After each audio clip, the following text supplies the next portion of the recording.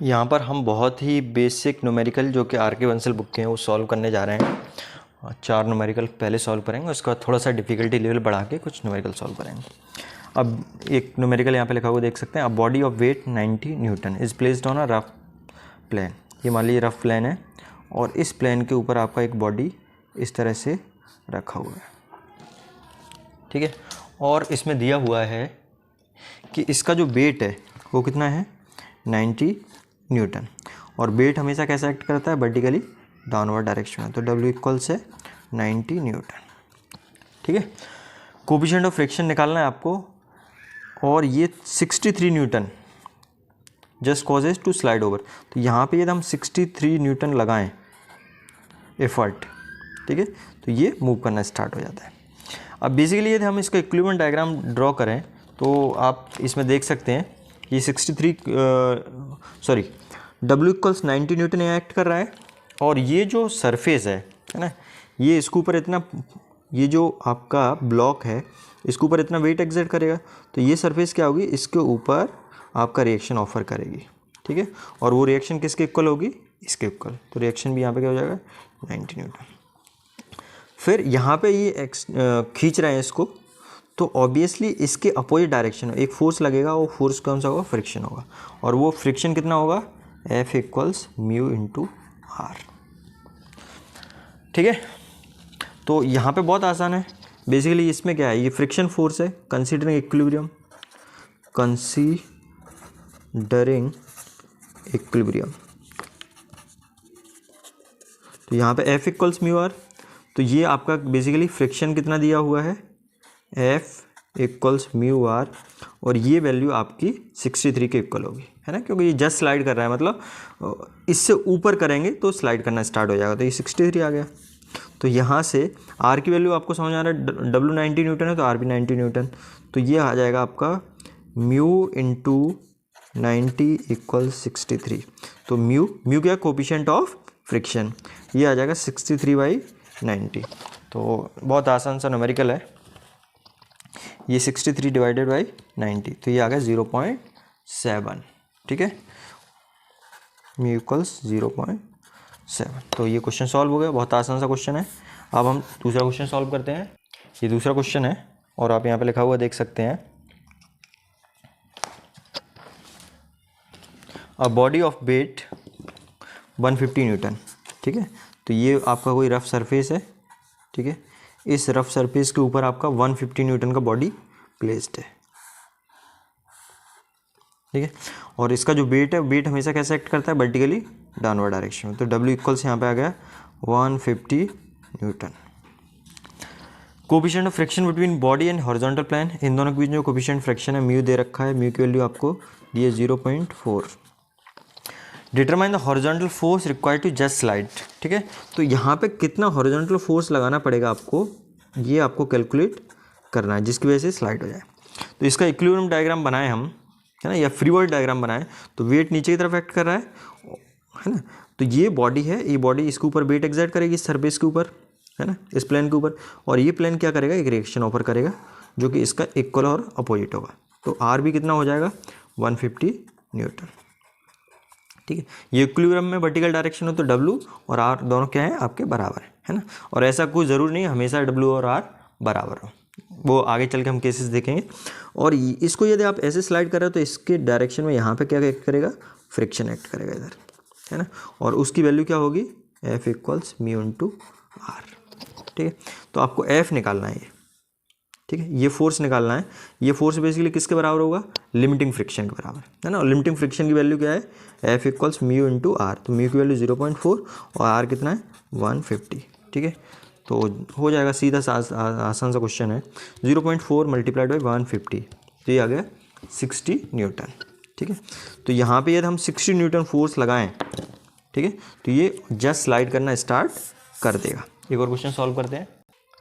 यहाँ पे आप देख सकते हैं लिखा हुआ force required to pull a body of weight 40 newton, है ना। ये हॉरिजॉन्टल रफ प्लेन है, ठीक है। और यहाँ पे ये बॉडी रखी हुई है, ठीक है। और इस बॉडी का जो वेट है, वेट हमेशा कैसा एक्ट करता है, वर्टिकली डाउनवर्ड डायरेक्शन में। वेट आपका है 40 न्यूटन, ठीक है। और हाँ 40 न्यूटन और rough horizontal plane, weight on a rough horizontal plane is 50 newton.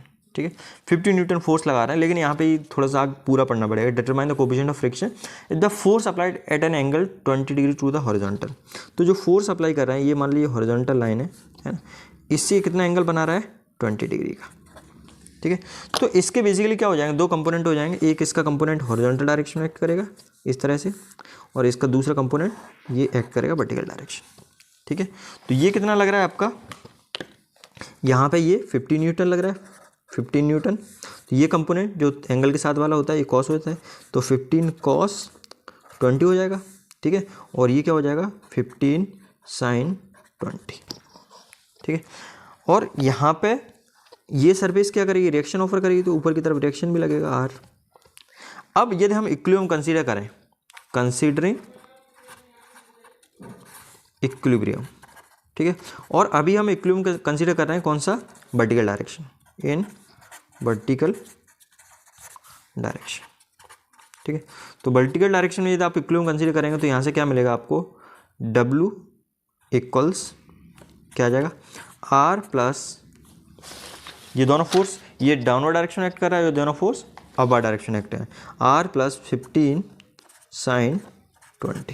ठीक है, तो मैं इसको सॉल्व कर देता हूँ यहाँ पे। तो ये आ जाएगा आपका W कितना 60 इक्वल्स R नहीं पता आपको, प्लस 15 साइन 20। इसको सॉल्व कर देते हैं, तो 15 इंटू साइन 20, तो ये आ गया आपका 5.13।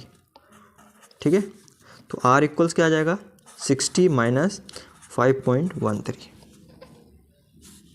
ठीक है, तो यहाँ पे 60 माइनस आंसर, तो ये आ गया 54.86। ठीक, आपको कोएफिशिएंट ऑफ फ्रिक्शन निकालना है, तो कोएफिशिएंट ऑफ फ्रिक्शन क्या होता है। ठीक है, अब आप देखो ये जो फोर्स है ना, ये वाला फोर्स इक्विलिब्रियम यदि हम कंसीडर करेंगे तो यहाँ पे ये फ्रिक्शन इस डायरेक्शन में एक्ट कर रहा होगा। ठीक है, तो हॉरिजॉन्टल डायरेक्शन में ये इक्विलिब्रियम में, तो आपका फ्रिक्शन फोर्स होगा, ठीक है, F नाम देता हूँ मैं, वो किसके इक्वल होगा 15 cos 20, और फ्रिक्शन फोर्स क्या होता है म्यू इंटू आर, तो म्यू इंटू आर इक्वल्स क्या हो जाएगा आपका 15 cos 20। ठीक है, आर म्यू आपको निकालना है, आर की वैल्यू अभी हमने निकाला 54.86 इक्वल्स ये आपका 15 cos 20 है, तो इसको भी कैलकुलेट कर लेते हैं, तो 15 मल्टीप्लाइड बाई cos 20, तो ये आ गया 14 कुछ।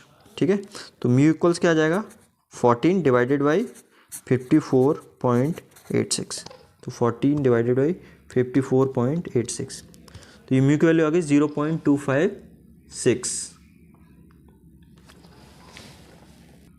एक वैल्यूज़ में छोटा सा करेक्शन है, ये 60 ले लिया है मैंने यहाँ पे, जबकि इसकी वैल्यू कितनी है 40 है। तो यहाँ पे इसको सॉल्व करेंगे तो 40 माइनस ही आएगा, और 40 में से इसको माइनस करेंगे 5.13 को, तो 40 माइनस 5.13, तो इसकी वैल्यू आएगी यहाँ पे 34.87। कैलकुलेशन बहुत ध्यान रखना होता है। ठीक है, और तो यहाँ पे भी ये 34.87। ठीक है, तो 14 डिवाइडेड बाई 34.87। ठीक है, तो 14 डिवाइडेड बाई आंसर, तो ये वैल्यू आ गई 0.401। ठीक है, तो म्यू आ गया आपका 0.401। ठीक है, तो आपका ये वाला क्वेश्चन भी सॉल्व हो गया।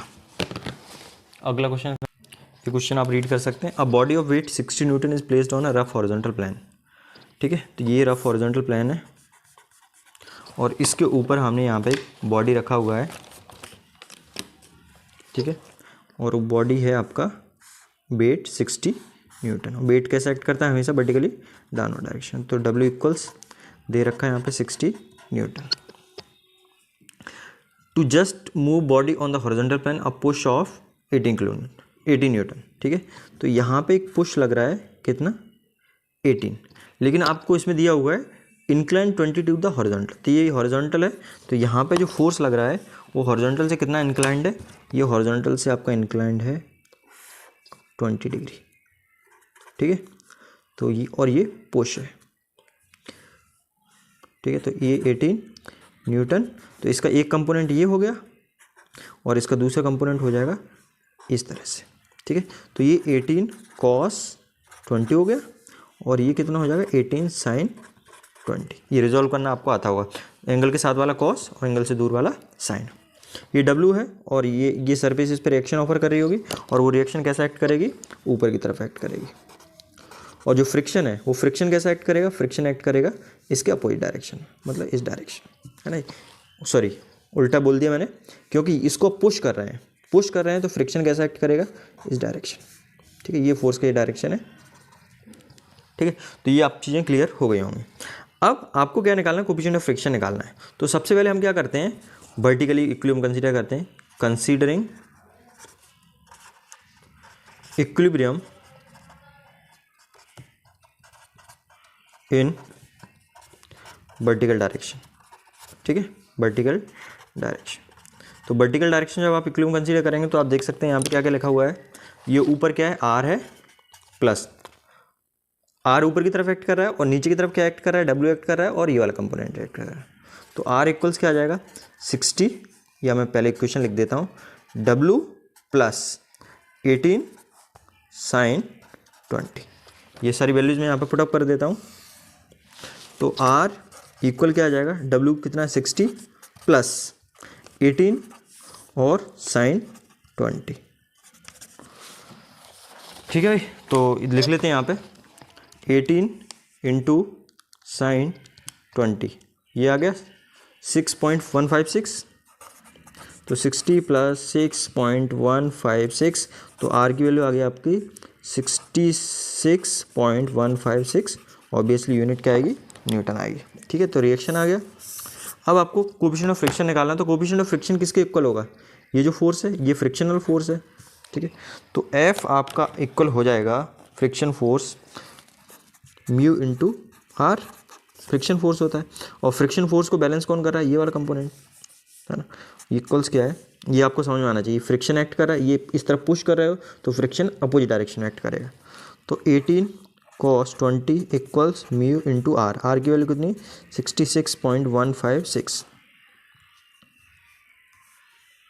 ओके, ये क्या लिख दिया मैंने, okay, F equals mu are,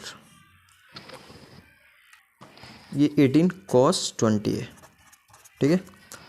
तो यहाँ पे इसको सॉल्व कर लेते हैं। तो 18 इंटू cos